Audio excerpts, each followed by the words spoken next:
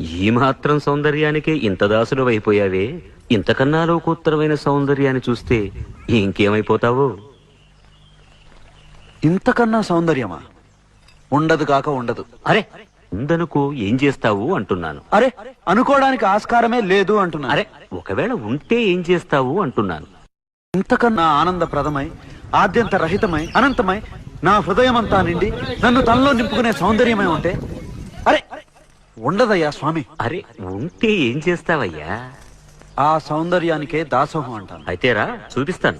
పద చూస్తాను.